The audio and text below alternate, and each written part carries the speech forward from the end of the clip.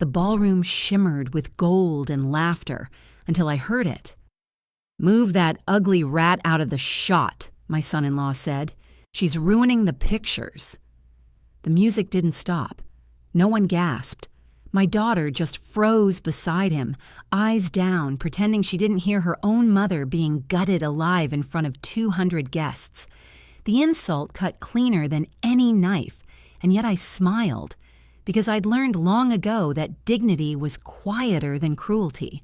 But as their laughter echoed under those crystal chandeliers, I felt something shift inside me, something old, steady, and dangerous. They thought they'd humiliated me. They had no idea who they'd just exposed. My name is Evelyn Carter, and I am 70 years old. Once upon a time, I was the kind of woman people called graceful. I taught math in public schools for 35 years. I saved every penny. I raised my daughter with the kind of love that stretched thin but never tore.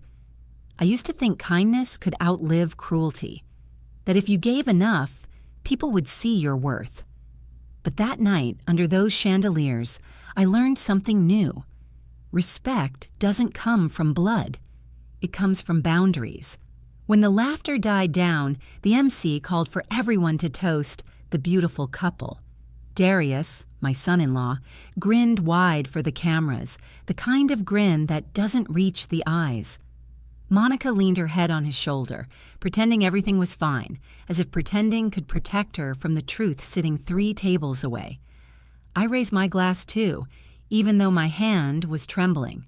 Not from the insult, but from the silence that followed it. Silence has weight when it's full of betrayal. That silence said more than Darius ever could. "You don't belong here anymore, Mama." The photographer passed by and asked everyone at our table to smile. I tried. Lord knows I tried. But my lips wouldn't move, so he skipped me. Click. Another photo without me. Another piece of proof that I was invisible in the house I'd helped build. Because it wasn't just Monica's wedding. It was my investment. I'd paid for the flowers, for part of the catering, for her dress when Darius said she should look decent for once.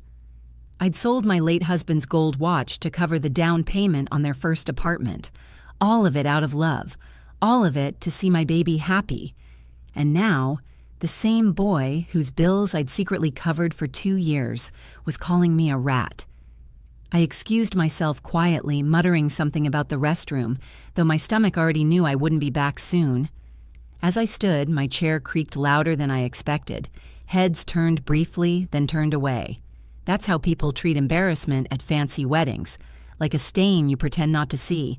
The restroom was cold and too bright.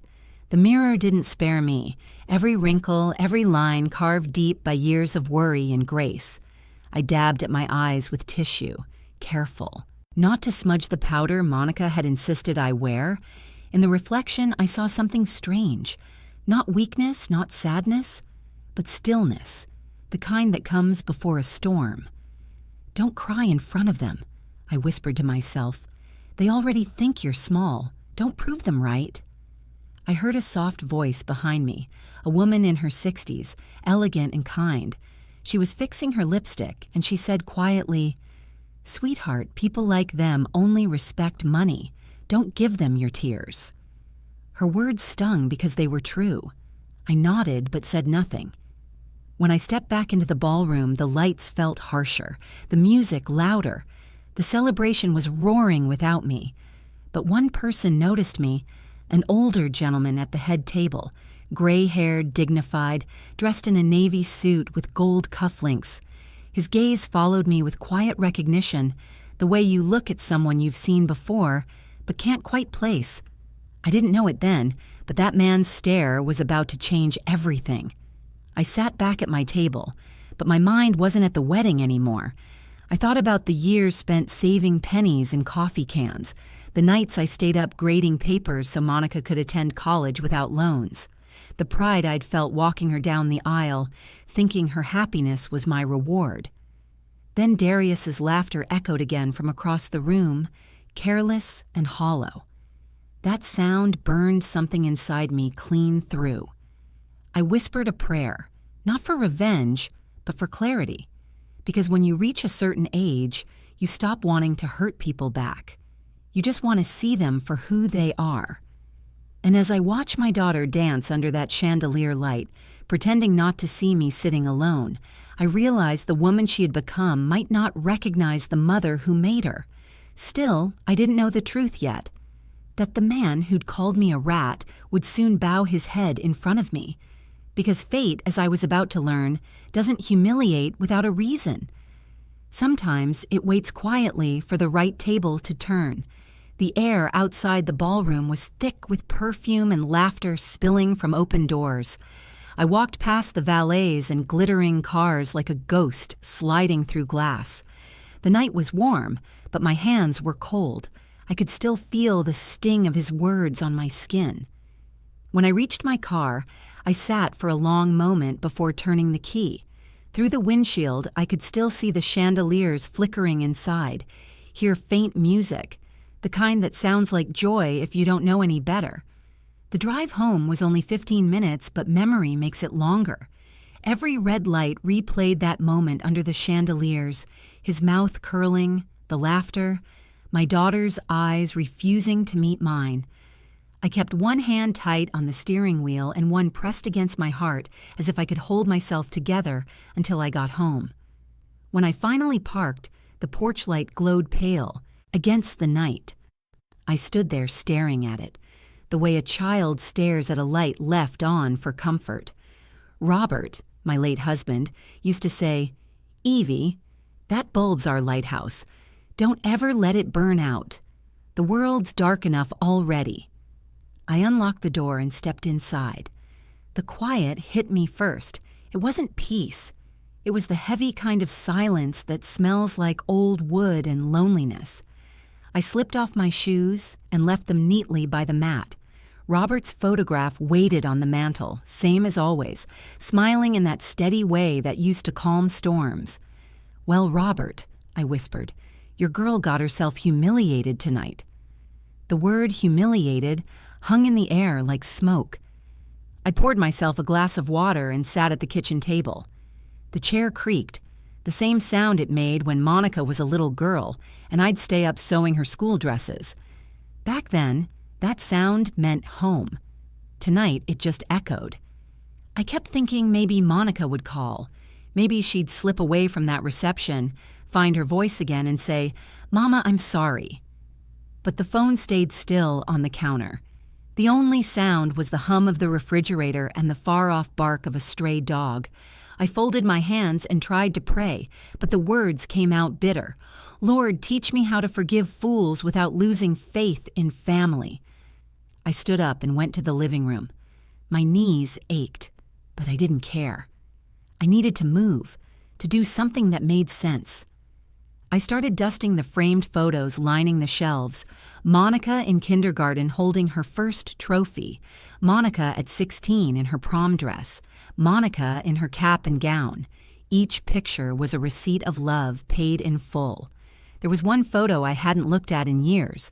Monica sitting on my shoulders at the county fair. Cotton candy stuck to her curls.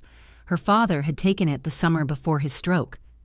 I touched the glass, tracing her little smile. How do you lose that kind of light? I went back to the kitchen and saw the wedding envelope lying on the counter, the gift I never gave. $10,000.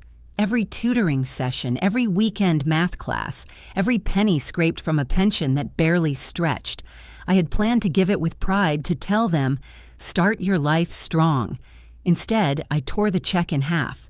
The rip was loud, satisfying, final. "That's enough buying love," I said softly. "From now on, they earn it."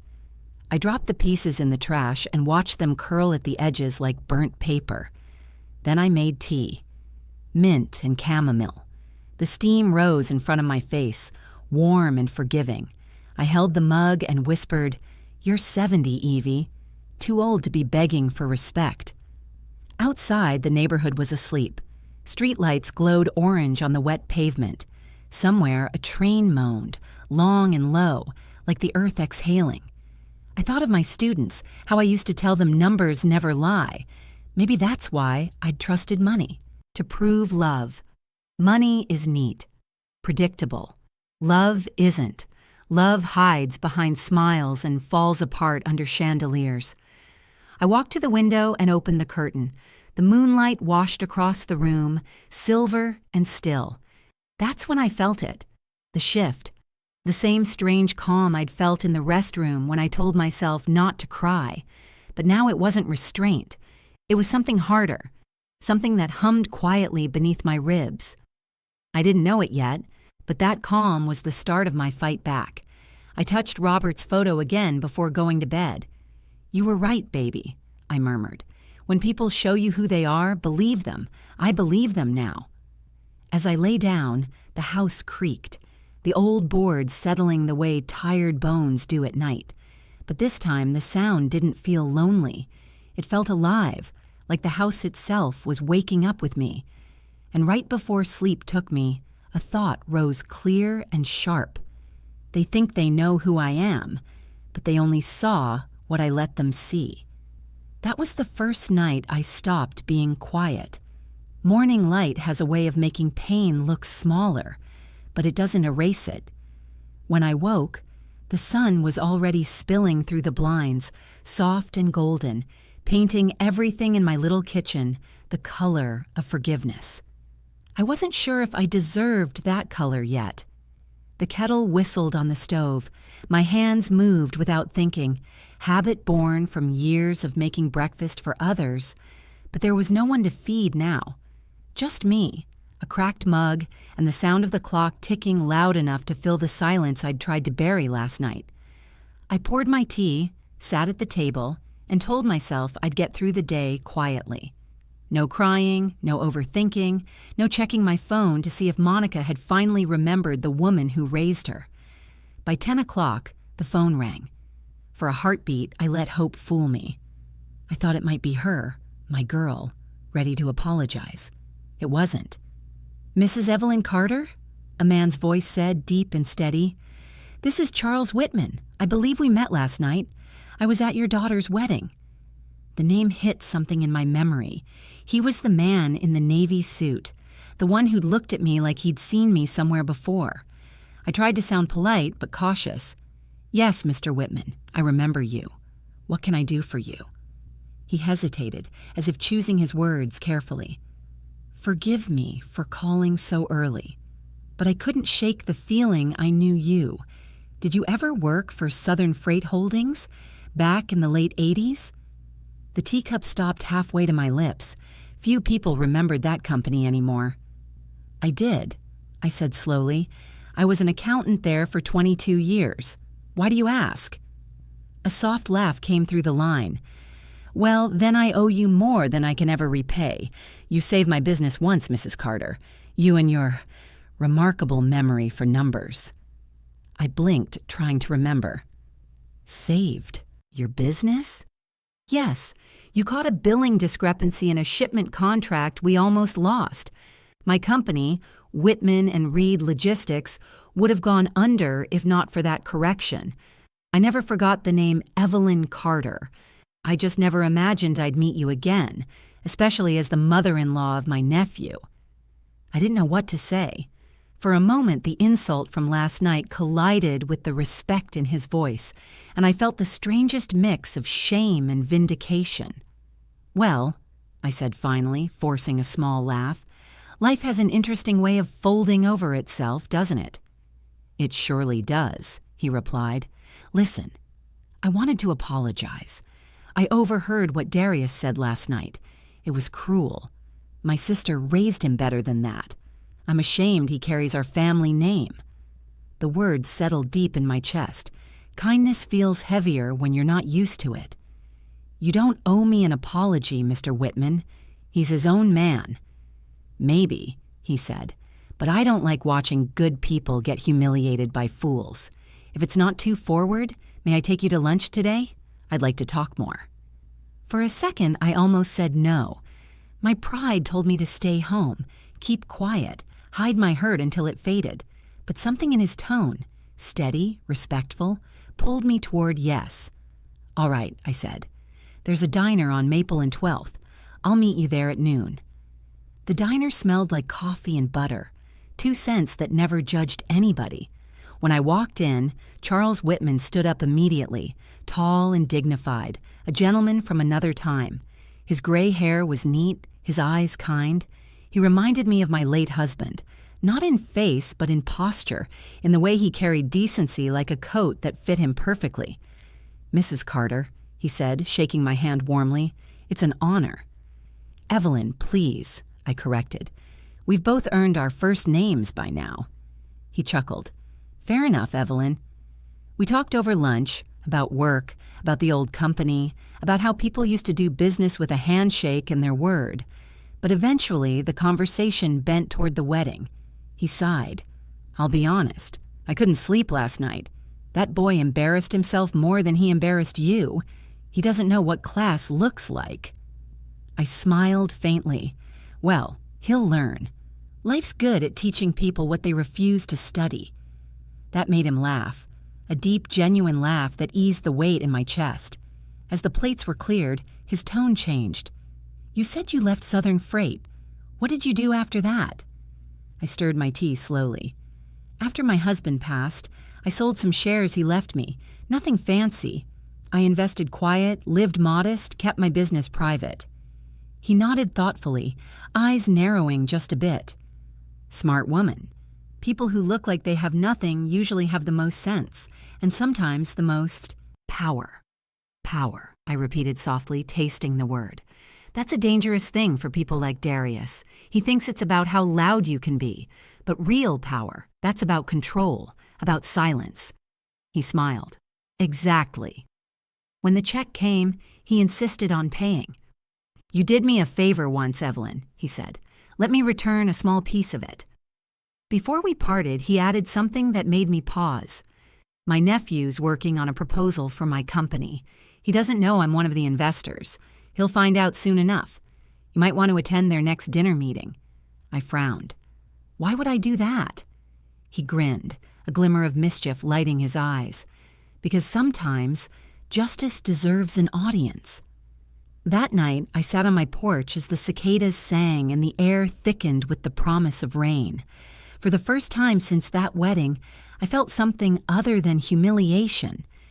It was quiet anticipation, like standing before a storm you're no longer afraid of. I looked up at the stars and whispered, "Robert, I think someone just lit a match." And deep inside, I knew the same man who called me a rat was about to learn how dangerous quiet people can be when they've been pushed too far.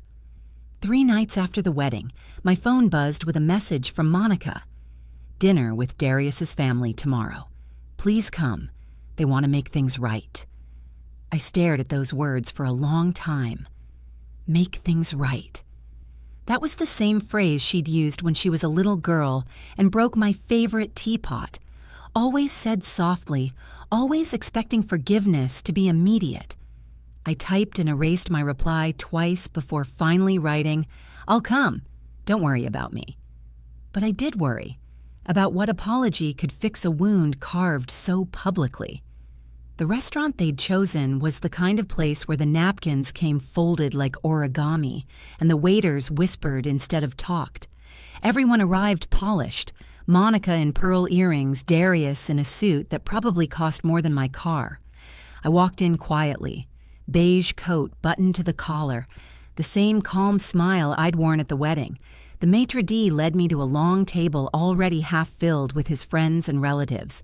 The air smelled of wine and false laughter. "Mrs. Carter," Darius said with forced politeness, "glad you could join us." The way he said glad made it sound like a challenge. Monica leaned forward, eyes darting nervously. "Mama, we just wanted to clear the air. It's been tense." "Tense?" I repeated, easing into my chair. "That's one word for it."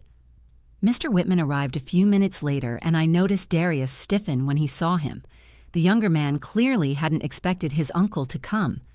"Charles!" he exclaimed, standing too quickly. "Didn't know you were in town again?" "Just passing through," Whitman said easily, shaking my hand first. "Wouldn't miss dinner with the family, though." When he said family, his eyes flicked toward me, and something in his tone made Monica glance between us, puzzled. The conversation tiptoed through safe topics at first: honeymoon plans, weather, football. I answered politely when spoken to, letting my silence stretch long enough to make them uncomfortable. Every so often, Darius's hand tightened around his glass, that practiced smile faltering at the edges. Then came the toast. The best man from the wedding had tagged along, already tipsy, eager to perform again. He clinked his glass and grinned. "To the happy couple," he said, "and to Darius, who always lands on his feet, like the luckiest cat in town." Someone down the table chuckled, "Careful, or he'll marry money again." Laughter rolled like thunder, uncontrolled, stupid. Darius laughed too loudly. Monica's face froze mid-smile. I kept my eyes on the wine in front of me, but my chest was burning. Then Darius said it. Too proud, too careless. "Well, you can't blame me.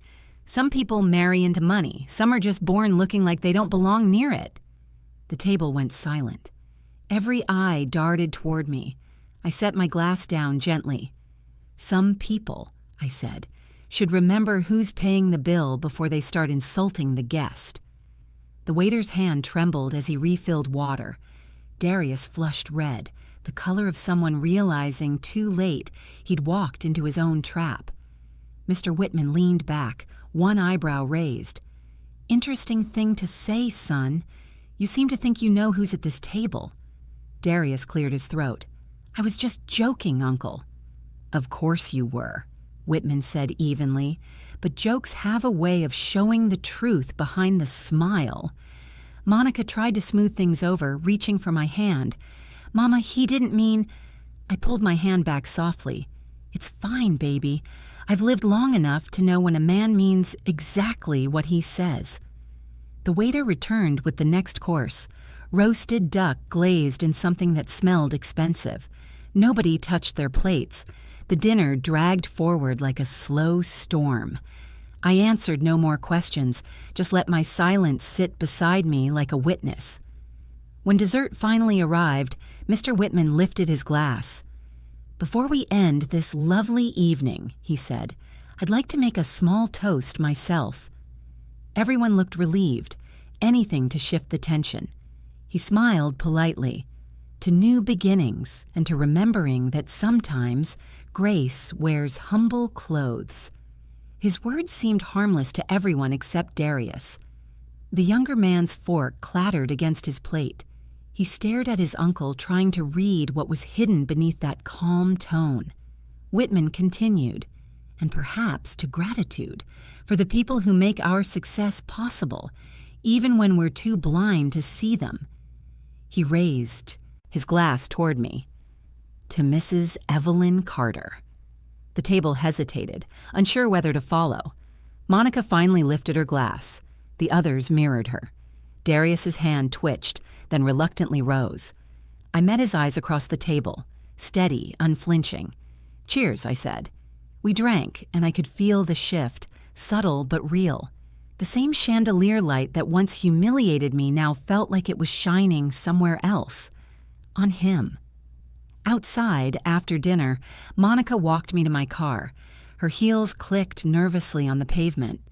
"Mama," she whispered, "I didn't know Uncle Charles was coming. He's powerful in their family. I think Darius is scared." "Good," I said quietly. "Fear's a good teacher." She bit her lip. "Do you hate him?" "No," I said, unlocking the door. "Hate takes too much time. I'm just done pretending that small men are big because they wear suits." She looked at me like she was seeing a stranger. Maybe she was. When I drove away, the city lights blurred through the windshield like liquid gold. Somewhere between the stoplights, I started to smile. Not out of spite, but out of knowing something Darius didn't. Mr. Whitman's toast wasn't random. It was the first crack in a wall about to fall.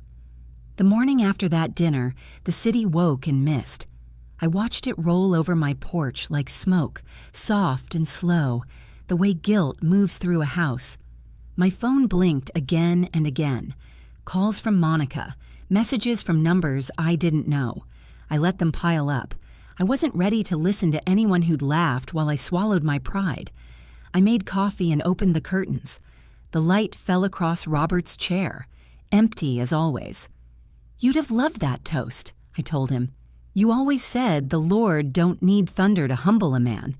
Sometimes a whisper will do." At 9, a knock rattled the door. It wasn't Monica.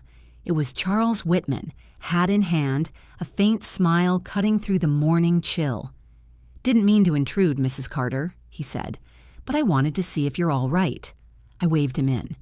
"Evelyn, please, and I'm fine, just tired of polite rooms full of ugly hearts." He laughed softly.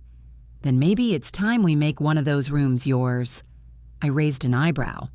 "What do you mean?" He sat at my table, eyes sharp beneath the gentleness. "Darius doesn't know it yet, but the property he's been pitching me, that development deal, it sits on a block you already own. Your name's on the holding papers through the Carter Trust. You remember that investment you made 20 years ago with my accountant? It matured last spring." For a moment, I forgot to breathe. "You mean those parcels by the river?" He nodded. "Every last one. Bought fair and quiet. You could sell them tomorrow for 7 figures. I sank into the chair, heart pounding. All those years of small deposits, cautious reinvestments. I'd thought of them as security, never power. Mr. Whitman's voice lowered. "He's planning to break ground there. But after the way he spoke to you, I'd pull his permits faster than lightning. Unless," he added, "you'd like to be in the room when he learns who really owns his dream." I looked down at my hands, the same hands that scrubbed floors, graded homework, signed checks for a girl who forgot where she came from. They didn't look like hands that owned anything but memory, yet here they were, steady, capable of ending a man's arrogance with one signature. "I don't want revenge," I said. He smiled. "Then call it correction." After he left, I spent the afternoon pulling out old files from the closet, bank statements, deed copies, a folder marked Carter Trust Holdings. Each page felt like proof that all my quiet work hadn't vanished into nothing. When I reached the bottom, I found something else. A photo of Monica at 15, holding the first check I ever wrote to her name. She'd grinned so wide her braces caught the light. Underneath I'd written, "Everything I build for you." I closed the folder and whispered, "Not anymore." That evening, Monica showed up unannounced. Her eyes were red, her voice small. "Mama, I shouldn't have let him talk to you like that. I was scared he'd leave me." I studied her face. The same soft features I once kissed goodnight, now hardened by shame. "Baby, a man who'd rather lose his soul than his pride is already gone." She sobbed. "I'll fix it, I promise." "No," I said quietly. "You'll watch me fix it. Then you'll decide what kind of woman you want to be." She blinked. "What are you going to do?" I smiled, slow and calm. "Just going to attend a business meeting, one he doesn't know I'm invited to." That night, I ironed my cream suit, the one I'd worn to Robert's funeral, and laid it across the bed. The fabric gleamed under the lamp. It wasn't fancy, but it carried history. Outside, thunder murmured in the distance. Rain began to tap the windows, soft and steady, like applause from heaven. I sat at the edge of the bed, folded my hands, and prayed. Not for vengeance, not even for understanding, just for steadiness. Because the next day, I wasn't going to the meeting as the woman they mocked. I was going as the woman who owned the ground they stood on. The next morning, rain hammered the porch roof, steady as an old drummer's hand. I sat at the table with my coffee going cold, watching the gray light spread through the kitchen. My nerves were quiet now, like soldiers resting before battle. At 10:30, the phone rang. The display showed Darius's number. I let it buzz until the machine caught it. "Evelyn, we're meeting the investors this afternoon," his voice said, falsely polite. "Monica insists you should join. Family support, you know." Family support. He wanted a witness, not support. I deleted the message and called Charles Whitman instead. "Still want that meeting?" I asked. I was hoping you'd say yes, he replied. It's at 3. Bring that calm smile of yours. It'll rattle him worse than anger. The meeting was held at a downtown office tower, one of those places with glass walls and silence you could feel. When I walked in, Darius was already there. Slick suit, rehearsed grin, a man used to performing confidence. Monica sat beside him, pale and uneasy. He stood up quickly, pretending warmth. Mrs. Carter, so glad you could join us. You look, well. I feel better than I look, I said, shaking his hand just long enough to remind him of manners. Then Charles walked in, rain still on his coat. Good afternoon, everyone, he said. Let's get to it. You could see Darius's surprise. He hadn't realized this was that Charles Whitman. He stumbled over his words as he started the presentation, flipping slides, talking about potential returns and market expansion, his voice a little too fast. Every sentence sounded like it was running from something. I watched quietly, fingers folded in my lap, while he explained how he planned to buy and develop a cluster of undervalued riverfront properties. That cluster, Charles interrupted, has already been acquired by a private investor. I believe you've met her. Darius frowned. I don't think... I slid the folder from my bag and placed it on the table. My name shone on the deed. The silence that followed was thick enough to chew. You, he stammered, you own those lots? I nodded once. Have for a while.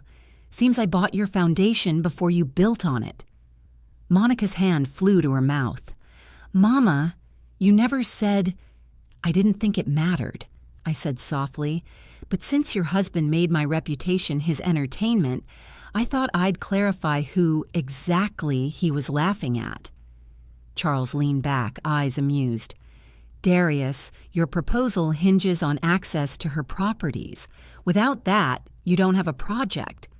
The younger man's face drained of color. Mrs. Carter, Look, about the wedding, I was drunk. It was a stupid joke. I held up a hand. Stop. You don't need to lie to make me comfortable. I've lived too long to need anyone's excuses. His jaw tightened. Then what do you want? Nothing from you, I said. Respect can't be bought, and forgiveness isn't on sale. But you will remove my name from any of your documents, and you will not contact me again about business. He started to argue. Charles's voice cut clean through. She's not asking, son. She's telling you. For a long moment, the only sound was rain against the windows. Finally, Darius slumped back. Fine. I gathered my papers, tucked them neatly into my bag, and rose. You should be more careful with your words, I said quietly. They have a way of circling back, wearing different clothes. Monica's eyes glistened. Mama. I touched her shoulder. We'll talk later, when the air's clearer. And then I left. Not quickly, not dramatically, just steady, the way you walk when the ground finally belongs to you. Outside, the rain had slowed to a drizzle. I tilted my face up to it, let it cool the heat on my skin. A small laugh escaped before I could stop it. Not cruel, just relief.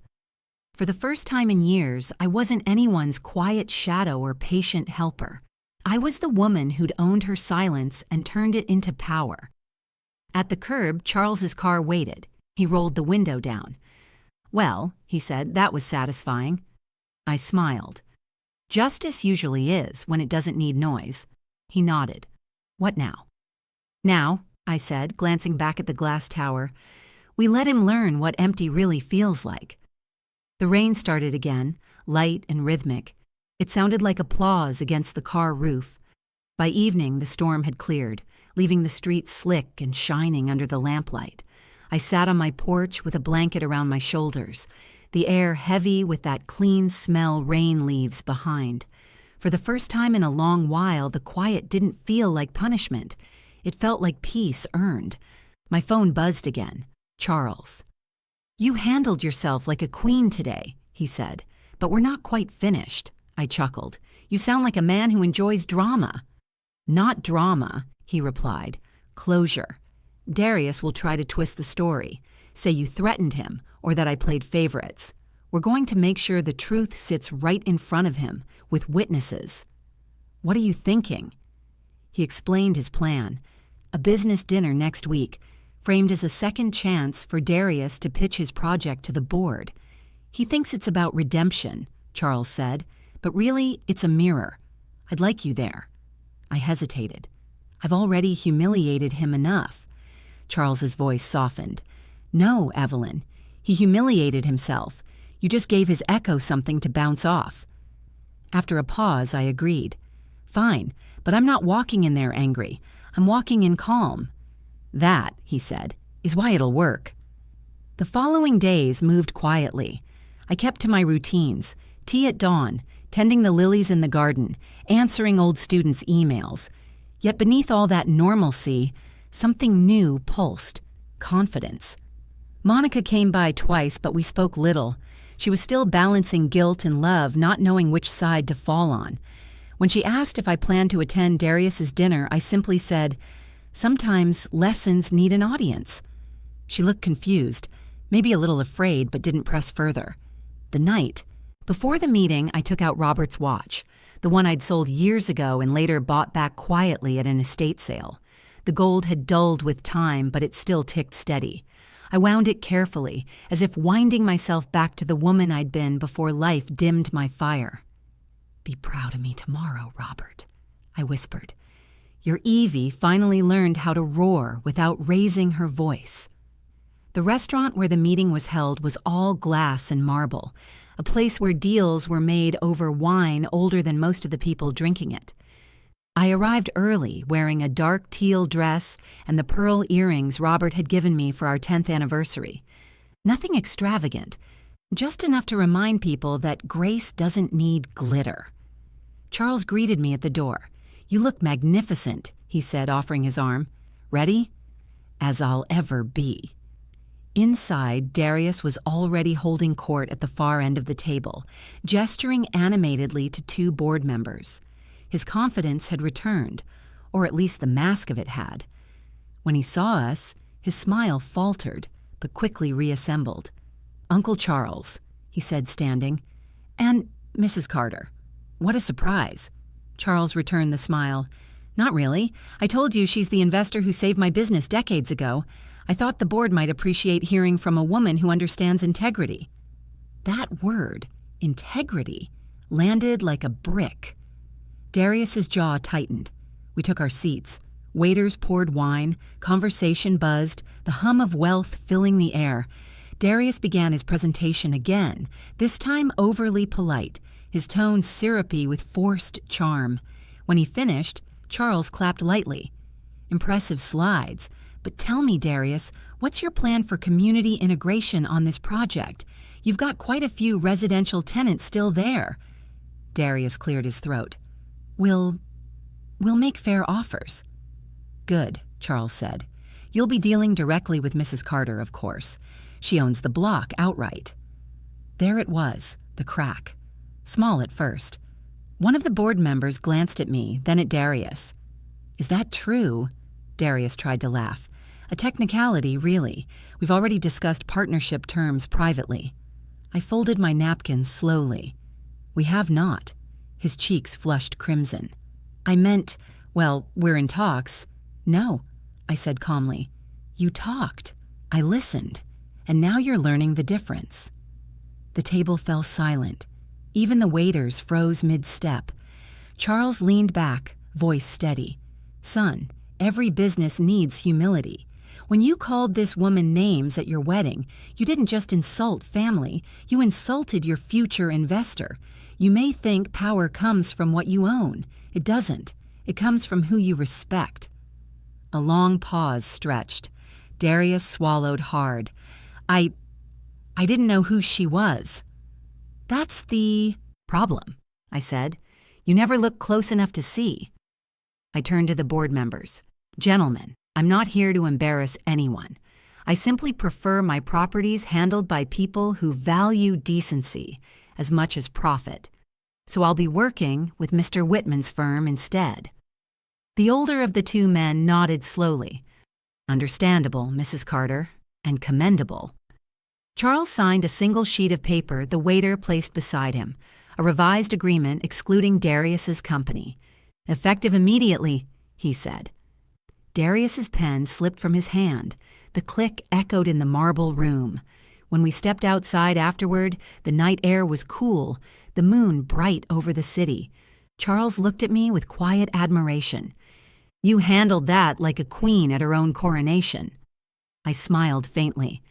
"Queens don't always need crowns. Sometimes a straight back will do." He laughed.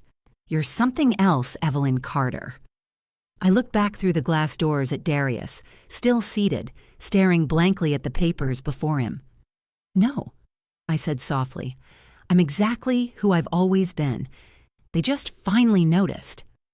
The story of that dinner spread faster than rain on dry ground.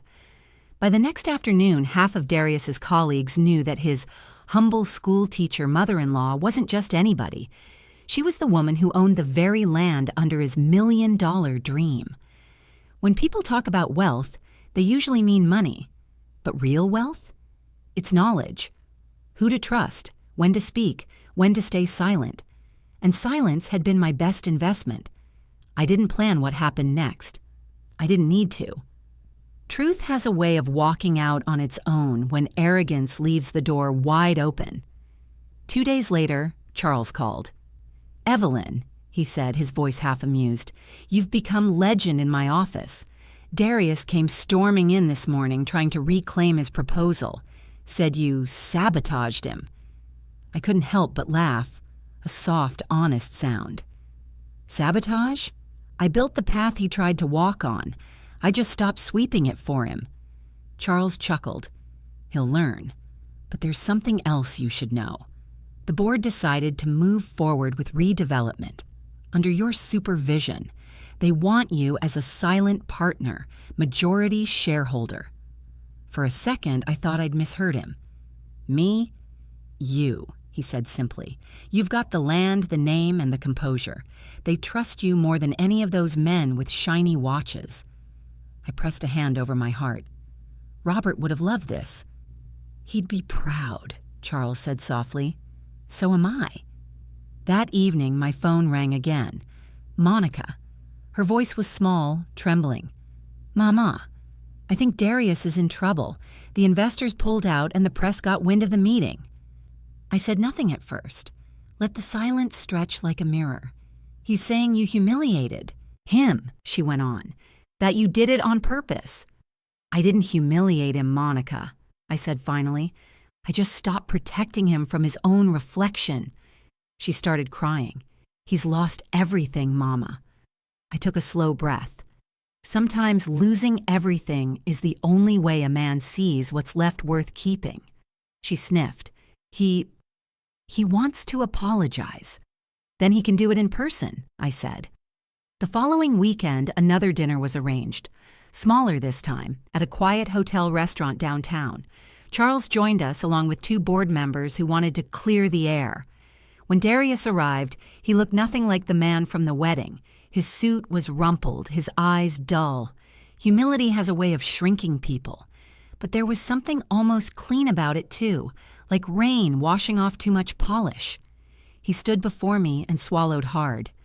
"Mrs. Carter, I owe you an apology. I was raised to believe success made a man better. But I see now it only makes small men louder." The words hung in the air, real, raw, regretful. I didn't rush to fill the silence. He needed to sit in it. When I finally spoke, my tone was calm. "Son, what you said to me at that wedding wasn't just cruel. It was careless. And carelessness in business costs people more than money. It costs respect. But I accept your apology." Relief flickered in his eyes. Then I added, "You won't get a second chance to earn mine again." He nodded slowly. "Understood." Charles cleared his throat, breaking the tension. "Darius, you've got potential. But potential without humility is like a ship with no rudder. Learn from this." For the first time, Darius looked at me like he saw a person, not a prop. "I will," he said quietly. Monica reached for my hand under the table, squeezing gently. I let her hold it. For now. After the dinner, Charles and I stepped outside. The night air was cool, the city quiet, save for the hum of passing cars. "You handled that beautifully," he said. "Didn't even raise your voice." "Why would I?" I smiled faintly. People remember silence longer than shouting, especially when silence owns the building. He laughed, shaking his head. "You're something else, Evelyn Carter." I looked up at the moon, bright and full over the rooftops. "No," I said softly. "I'm just finally myself." The next morning, I visited the riverfront for the first time in years. The lots were overgrown with wild grass, the water glittering in the distance. Standing there, I could almost hear Robert's voice beside me. "You built this piece by piece, Evie. Don't you forget it." A gust of wind carried the scent of rain and earth. I closed my eyes, let it wash over me. I thought about everything that had led here. The laughter, the humiliation, the quiet revelation of who I really was. For 70 years, I'd been the woman who cleaned up after storms. Now, I realized I was the storm. Steady, cleansing, unstoppable. When I turned to leave, a text from Charles pinged on my phone. "Board approved the redevelopment plan under your name. Congratulations, partner." I smiled to myself and typed back, "Thank you. Tell Darius he was right about one thing. Rats do survive." Then I put the phone away and started walking, the sound of my steps blending with the whisper of the wind across the water. Each step felt lighter than the last, because for the first time in my life, I wasn't walking away from something painful.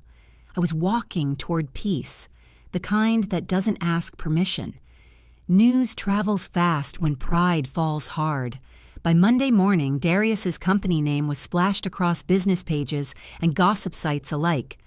"Young developer loses major deal to his own mother-in-law." That headline didn't come from me. Truth doesn't need a megaphone when ego already built the stage. Calls poured into his office from angry investors. By noon, 3 had pulled out entirely. By evening, his lawyer quit, unwilling to chase a sinking ship. Every empire built on arrogance eventually collapses under its own laughter. I didn't celebrate. I didn't gloat. I just made tea, the way I always did, and watched the kettle steam like breath leaving a ghost. Monica came by late that afternoon, mascara streaked, voice shaking. "He's losing everything, Mama. The bank froze his accounts. He says people are laughing at him." I sighed softly. Humiliation's not the worst thing that can happen to a man, baby. Sometimes it's the only medicine that works. She wiped her eyes. "He's broken. I don't even recognize him." "Then maybe he's finally meeting himself," I said. She sat at the kitchen table, shoulders slumped. "I keep thinking about the wedding, about how I stood there and didn't say anything." I reached over and touched her hand. "That silence taught me everything I needed to know. But it's teaching you too, isn't it?" Her chin quivered. "It is." "Good," I said gently, "because we don't grow from the people who love us right. We grow from the moments that break us in half and force us to look in the mirror." She nodded slowly, tears falling one by one. "Do you hate him?" I shook my head. "No, baby. Hate keeps you tied to people who don't deserve a second of your peace. I'm done being tied." That night, the phone rang again. This time, it was Charles. "I thought you'd want to know," he said. "The board's formalized everything. The Carter Trust is now primary partner on the redevelopment. You're officially the face of the project."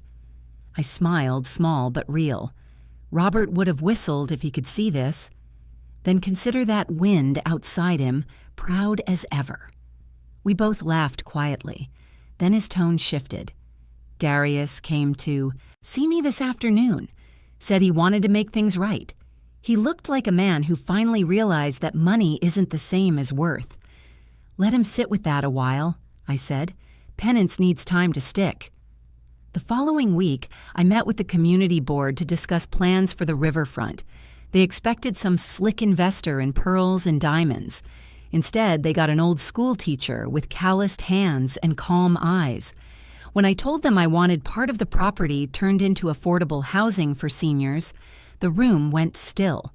Then applause broke out. "Mrs. Carter," one of them said, "people like you don't come along often." I smiled. "I've been here all along. Folks just didn't look close enough." That moment, for me, wasn't about revenge. It was about reversal, not of fortune, but of perception. The same woman they dismissed as a burden was now shaping the skyline they'd tried to keep her out of. A few days later, I found Darius waiting on my porch. He looked smaller somehow, stripped of the arrogance that used to fill every doorway before him. "Mama Carter," he said quietly, "can we talk?" I didn't invite him in right away. Instead, I leaned against the doorframe, the evening sun painting his face in tired gold.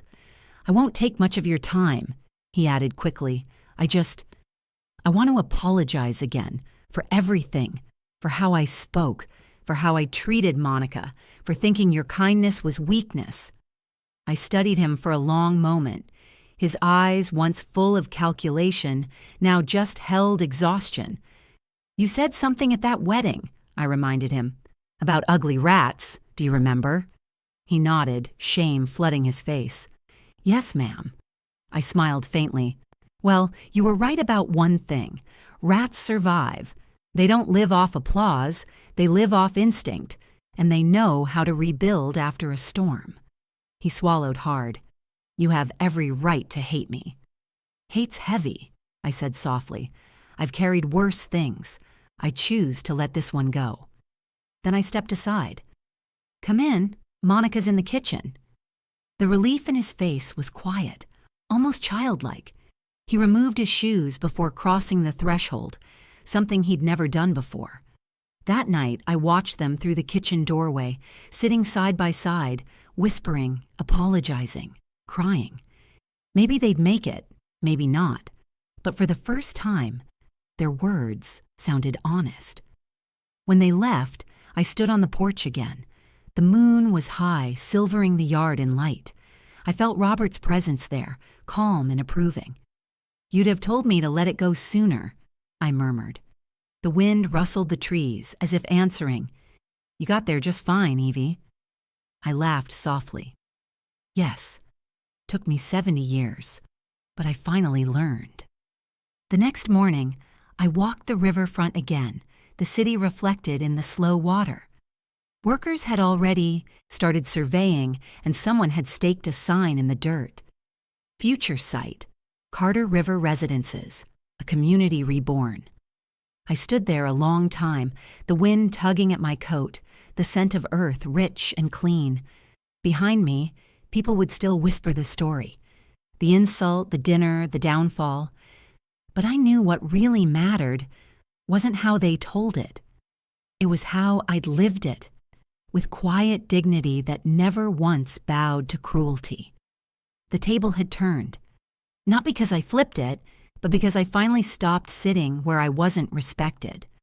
Monica came alone the next evening. No makeup, no practiced smile, just the raw face of a woman stripped of excuses. I saw her car pull into the drive and stayed on the porch, letting her walk the long stretch up by herself. Her heels clicked against the old wood, sharp, nervous sounds in the quiet air. She stopped at the steps. "Mama," she whispered, "can I sit?" I nodded, motioning to the swing beside me. The chains creaked as she sank down, clutching her hands in her lap. For a while, neither of us spoke. The sun was sinking low, streaking the sky in copper and pink. Sometimes silence says more than any argument could.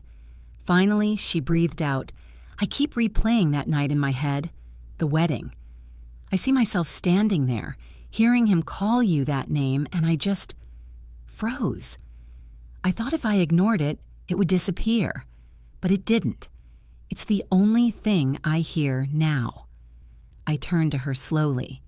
"You wanted peace so bad you stood next to disrespect and called it love." Tears spilled over her cheeks. "I thought he'd change. I thought if I stayed calm, he'd learn to be better." "Child," I said softly, "you can't teach a man decency by giving him your dignity. Once you let someone laugh at what raised you, you've already lost the lesson. She covered her face. I failed you. I reached over, lifting her chin gently. No, you failed yourself, but failure's not the end. It's just a door you finally see clearly. Her voice cracked. He's trying, Mama, he really is. He's working again, smaller jobs, no arrogance, no suits. I think losing everything humbled him. Then let humility do its work, I said. Don't rush forgiveness. It needs roots before it can hold weight. She nodded slowly, wiping her face. Do you think you could ever forgive him? I stared out at the fading light. Forgiveness isn't about him. It's about freeing my own heart. I don't want bitterness growing where peace could bloom. She leaned her head on my shoulder, something she hadn't done since she was a child. I miss Daddy, she whispered. Me too, I said, feeling the old ache rise and fade like a tide. He would have known how to handle all this. He was patient where I was proud where I was quiet. The porch light flickered on, moths circling in lazy loops. The evening settled into a kind of stillness that felt sacred. Mama? Monica asked quietly. Do you still love me? I smiled, though tears burned my eyes. There ain't a power on earth that could stop that. She sobbed against my shoulder, the kind of cry that comes from years of trying to hold too much. I let her cry, let her unlearn everything the world had taught her about silence and survival. When she finally quieted, I said, Love doesn't mean we forget, baby. It means we remember and choose better next time.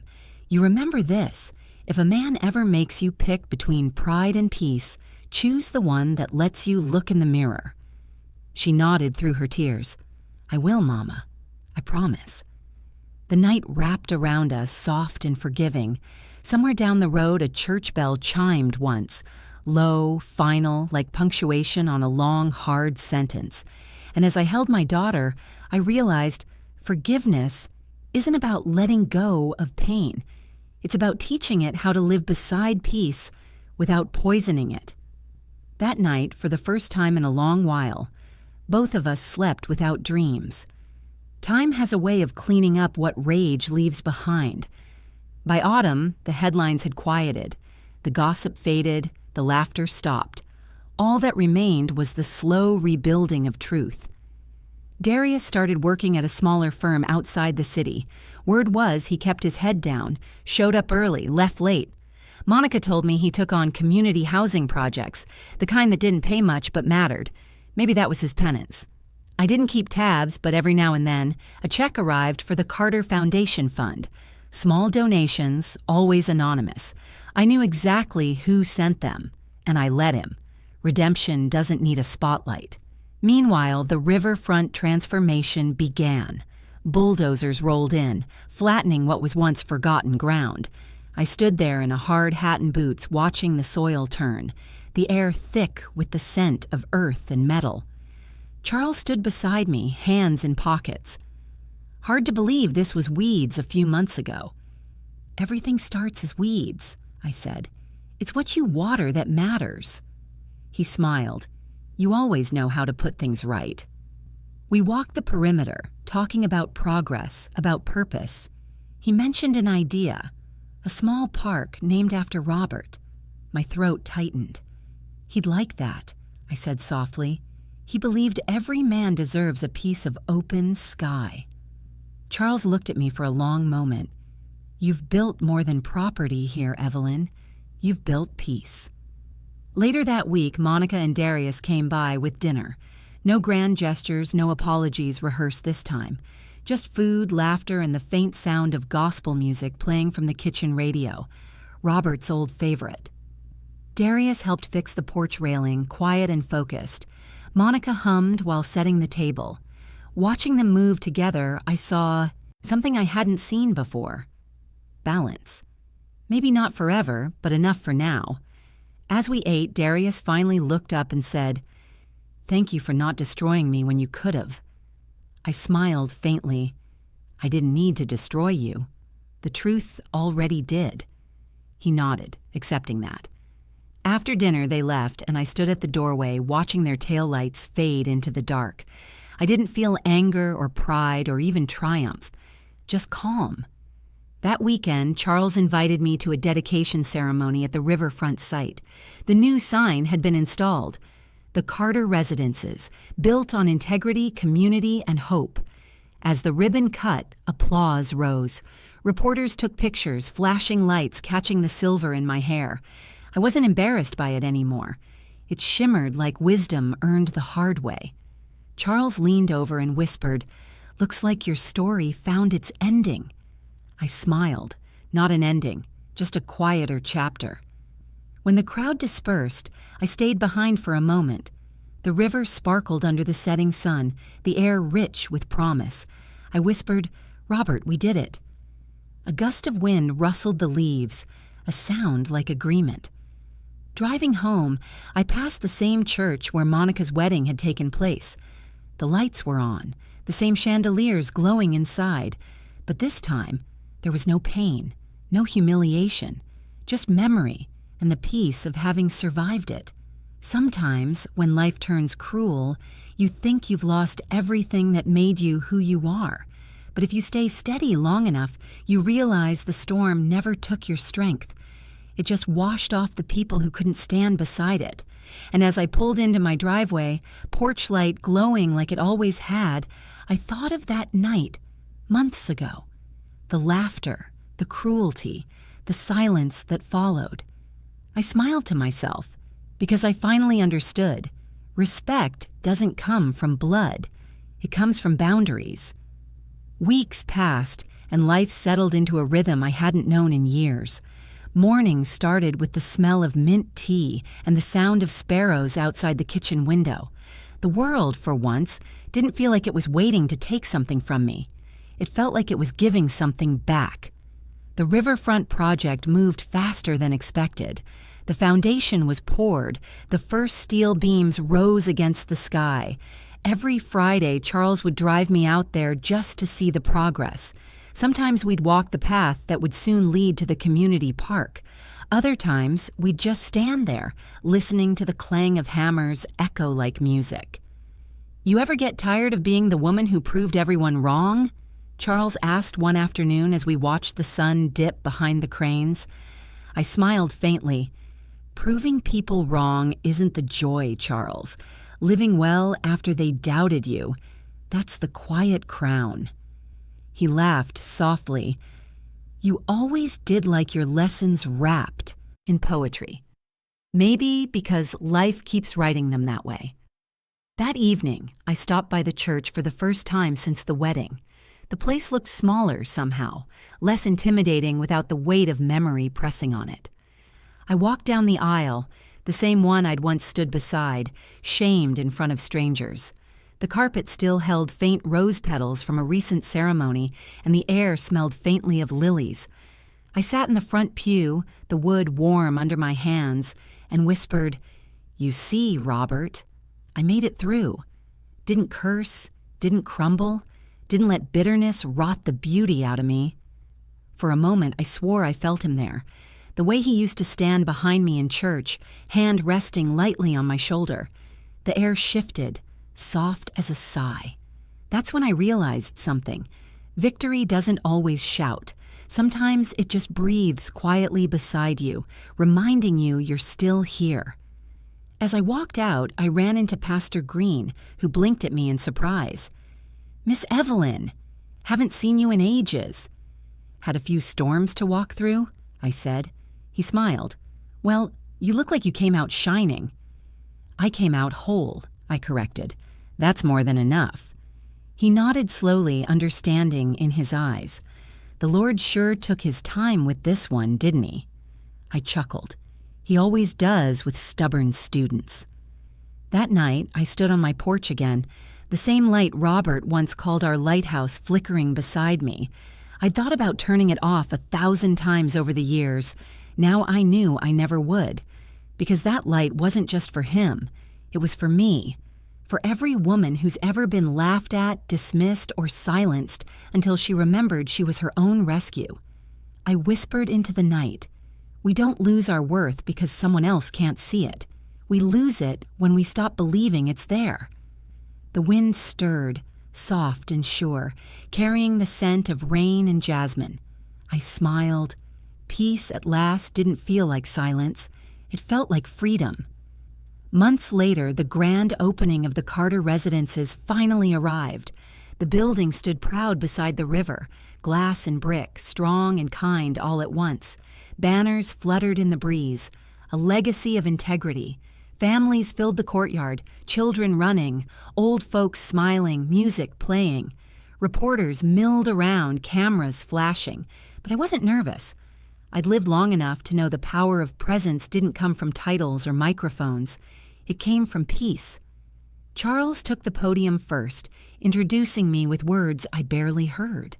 When he gestured for me to step up, I didn't prepare a speech. I didn't need one. I simply looked out over the crowd, people of every color, every story, and said, "They once called me an old fool for believing quiet kindness could stand taller than loud cruelty. But kindness builds what cruelty only tries to own." This building isn't revenge. It's proof. Proof that dignity survives anything, insults, betrayal, even silence. The applause was thunderous, rolling through the courtyard like a blessing.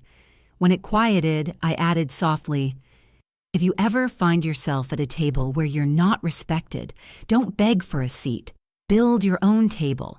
And when it's ready, leave a chair open for the one who once doubted you, not to mock them, but to remind them what grace looks like." For a moment, no one moved. Then the clapping began again, louder, steadier, until I couldn't help but laugh. Charles leaned close and whispered, "Robert would have stood on that chair applauding you." I blinked back tears. "He already is," I said. Later that night, when everyone had gone and the lights dimmed, I walked the halls alone. The walls gleamed pale gold under the sconces.